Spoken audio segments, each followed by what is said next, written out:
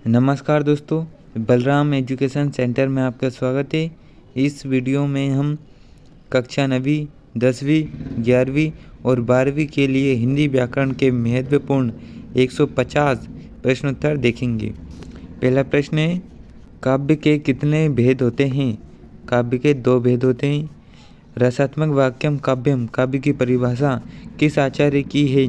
उत्तर है आचार्य विश्वनाथ की। रामचरितमानस महाकाव्य के रचनाकार है? इसका उत्तर है गोस्वामी तुलसीदास।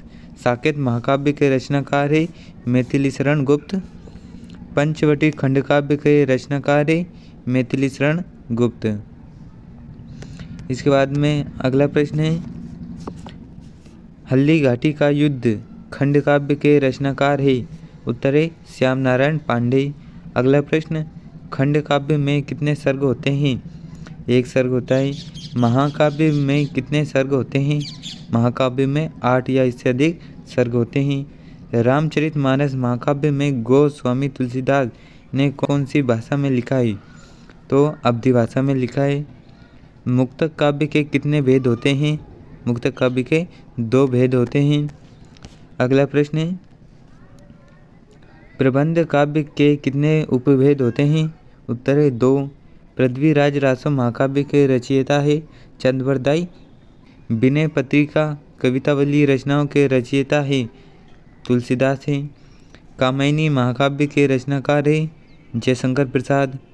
शैली की दृष्टि से काव्य के कितने भेद होते हैं? उत्तर है 2। रमणीयार्थ प्रतिपादका शब्दा काव्यम, काव्य की परिभाषा किसकी है? उत्तर है पंडितराज जगन्नाथ की। अगला प्रश्न, काव्य की आत्मा किसे कहा जाता है? उत्तर है रस को। अगला प्रश्न, रस के अंग या अवयव होते हैं 4।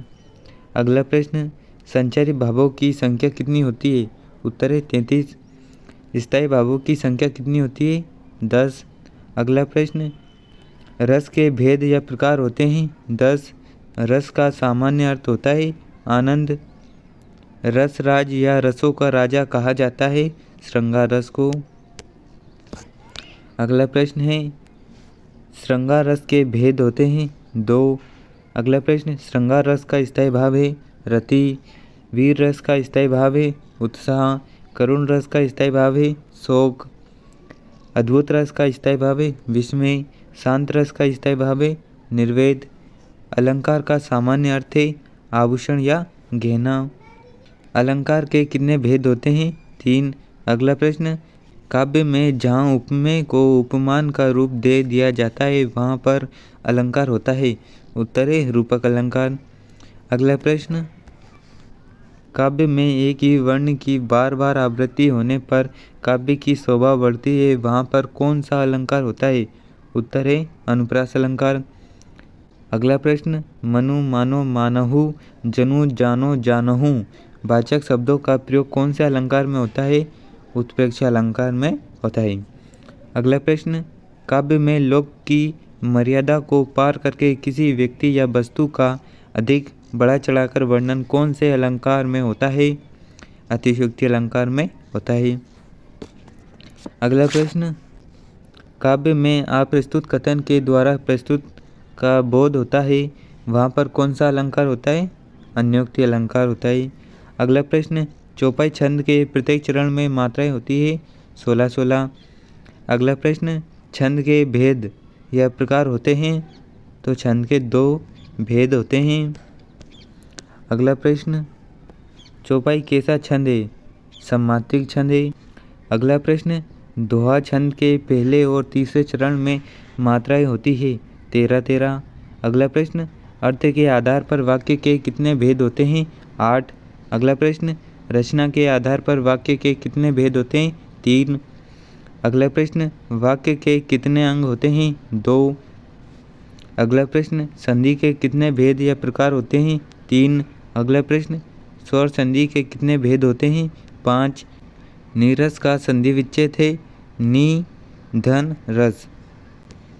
इसके बाद में अगला प्रश्न है, पुनर्जन्म में संधि है विसर्ग संधि। जगदीश में संधि है व्यंजन संधि है। अगला प्रश्न, विद्यालय, हिमालय, पुस्तकालय, ग्रंथालय शब्दों में कौन सी संधि है? उत्तर है दीर्घ स्वर संधि। अगला प्रश्न, दो निकटतम वर्णों के मेल से जो परिवर्तन होता है उसे कहते हैं, उसे संधि कहते हैं। अगला प्रश्न, समास के प्रकार होते हैं 6। सुख दुख में समास है द्वंद्व समास। सप्तऋषि में समास है द्विगु समास। कौन से समास में दोनों पद प्रधान होते हैं? द्वंद्व समास में।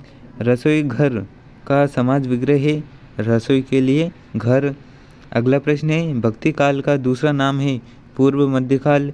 भक्ति काल की समय सीमा है संबंध 1375 से 1700 तक।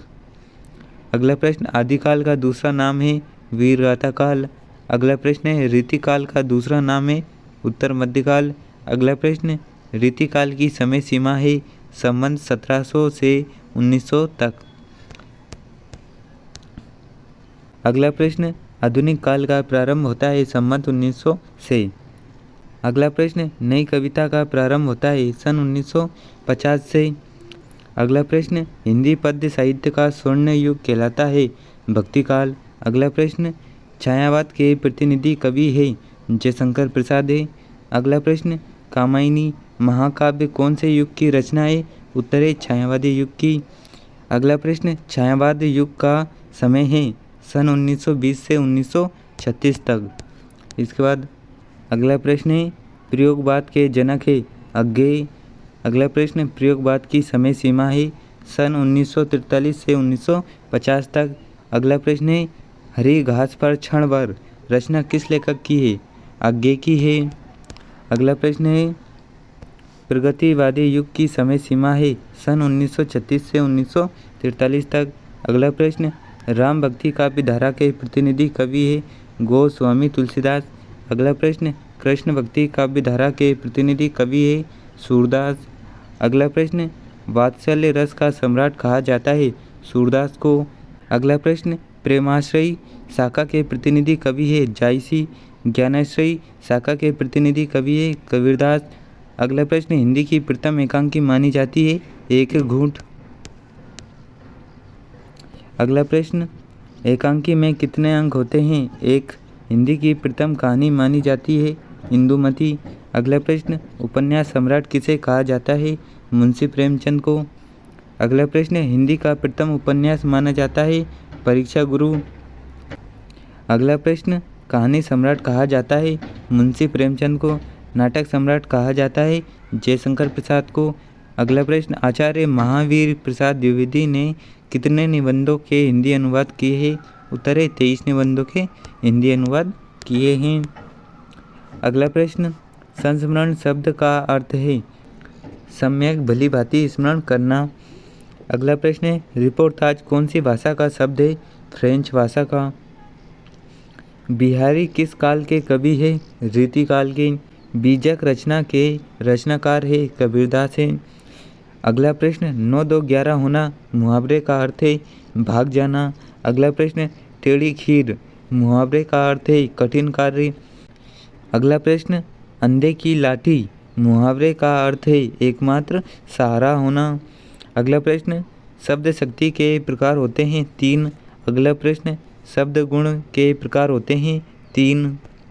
अगला प्रश्न है, कर्म जाति रचना के आधार पर क्रिया के भेद होते हैं 2। पत्र के प्रकार होते हैं 2। वाच्य के भेद होते हैं 3। अगला प्रश्न है, ईश्वर पर विश्वास करने वाले के लिए एक शब्द है आस्तिक। अगला प्रश्न, एक ही शब्द के अनेक अर्थ देने वाले शब्दों को कहते हैं अनेकार्थी शब्द। निपात शब्द के भेद होते हैं 9। पद्य साहित्य के इतिहास को कितने भागों में बांटा गया है? 4। अगला प्रश्न है, उपमा अलंकार के अंग होते हैं 4। अगला प्रश्न, सामान्यतः जब श्लेष अलंकार युक्त पद हो तो कौन सी शब्द शक्ति होती है? तो व्यंजना शब्द शक्ति होती है। अगला प्रश्न, लक्षणा शब्द शक्ति के 80 भेद स्वीकार करने वाले विद्वान हैं? उत्तर है आचार्य विश्वनाथ। अगला प्रश्न है, शब्द का अर्थ बोध कराने वाली शक्ति है शब्द शक्ति। किसे शब्द की प्रथमा शक्ति कहा जाता है? अभिधा शब्द शक्ति को।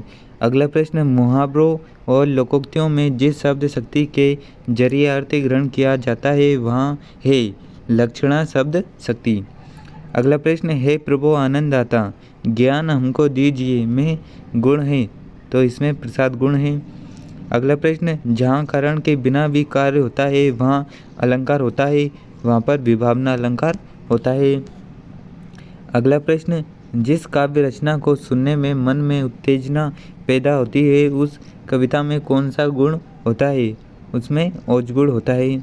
अगला प्रश्न, कवित्व छंद के प्रत्येक चरण में वर्ण होते हैं, 31 वर्ण होते हैं। अगला प्रश्न है, दोहा छंद का विपरीत कौन सा छंद होता है, सोरठा छंद होता है। अगला प्रश्न, जहाँ उपमेय में अनेक उपमानों की शंका होती है वहाँ कौन सा अलंकार होता है, वहाँ भ्रांतिमान अलंकार होता है।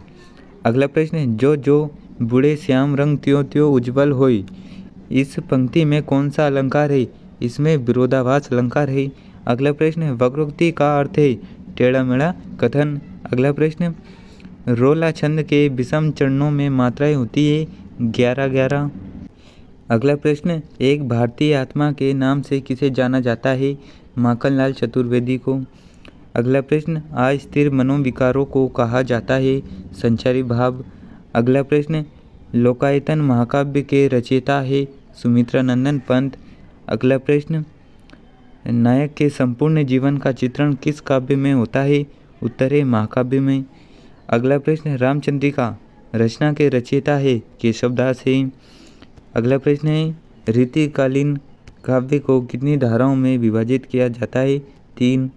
अगला प्रश्न है, पीपर पात सरसी मंडोला यह किस अलंकार का उदाहरण है, ये उपमा अलंकार का उदाहरण है।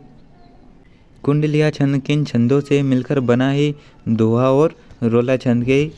अगला प्रश्न, आजन्म शब्द में समास है अव्ययीभाव समास।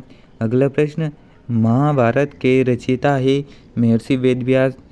अगला प्रश्न, दो वर्णों के मेल से जो परिवर्तन होता है उसे कहते हैं संधि कहते हैं। अगला प्रश्न, बिहारी रीतिकाल की कौन सी काव्य धारा के कवि हैं, उत्तर है रीति सिद्ध। अगला प्रश्न, हिंदी की सबसे लोकप्रिय विधा है कहानी। अगला प्रश्न है, खड़ी बोली में रचित प्रथम महाकाव्य का नाम है प्रिय प्रभास। अगला प्रश्न, क्रिया की विशेषता का बोध कराने वाले शब्द क्या कहलाते हैं, क्रिया विशेषण। अगला प्रश्न, हिंदी के सर्वाधिक लोकप्रिय महाकाव्य का नाम है रामचरितमानस। अगला प्रश्न, सरस्वती के विख्यात संपादक का नाम है, उत्तर है महावीर प्रसाद द्विवेदी। इसके बाद अगला प्रश्न है, विभावानुभाव संचारी संयोगादृश निष्पत्ति यह सूत्र किसका है, भरत मुनि का है। अगला प्रश्न, घृणा को उत्पन्न करने वाले दृश्यों का वर्णन होने पर रस कहते हैं, भीभत्स रस कहते हैं। अगला प्रश्न, आकाशदीप, आंधी और इंद्रजाल कहानी संग्रह कौन से कवि के हैं, जयशंकर प्रसाद के। अगला प्रश्न, आधार बोधक निपात में किस शब्द का प्रयोग होता है, जी। अगला प्रश्न, जिस समास में प्रथम पद हमेशा संख्या समूह का बोध कराए उसे कहते हैं द्विगु समास कहते हैं। शब्द युग्म के भेद प्रकार होते हैं, 6 होते हैं। अगला प्रश्न, हालावाद के प्रवर्तक कवि हैं हरिवंशराय बच्चन। अगला प्रश्न, 10वां रस माना गया है वात्सल्य रस को। अगला प्रश्न, कौन सा रस हमारे मन में उत्साह का संचार करता है, वीर रस। अगला प्रश्न, रामचरितमानस के राम लक्ष्मण परशुराम संवाद में किस रस की अनुभूति होती है, वीर रस की। वे विभिन्न शब्द जिनका स्रोत संस्कृत नहीं है भारत में ग्राम्य क्षेत्रों अथवा जनजातियों में बोली जाने वाली विभिन्न भाषा परिवारों के हैं कहलाते हैं, क्षेत्रीय शब्द कहलाते हैं। अगला प्रश्न है, राष्ट्रभाषा के लिए प्रयुक्त किए जाने वाला शब्द है संपर्क भाषा। अगला प्रश्न है, राजभाषा को अंग्रेजी में कहते हैं ऑफिशियल लैंग्वेज कहते हैं।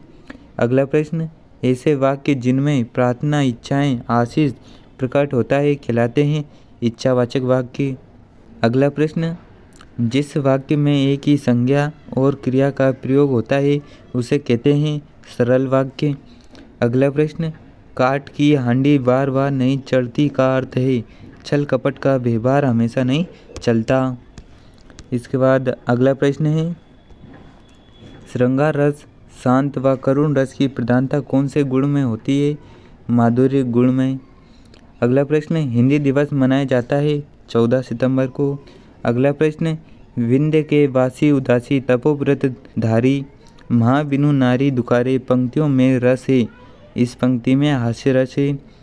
अगला प्रश्न, उत्पत्ति के आधार पर शब्द के प्रकार होते हैं 4, रचना के आधार पर शब्द के प्रकार होते हैं 3। दोस्तों, इस वीडियो में हमने कक्षा 9वीं, 10वीं, 11वीं और 12वीं के लिए हिंदी व्याकरण के महत्वपूर्ण प्रश्नोत्तर देखे। दोस्तों, अगर वीडियो अच्छा लगा है तो वीडियो को लाइक करें, शेयर करें और यदि आप चैनल पर नए हैं तो चैनल को सब्सक्राइब जरूर करें। धन्यवाद।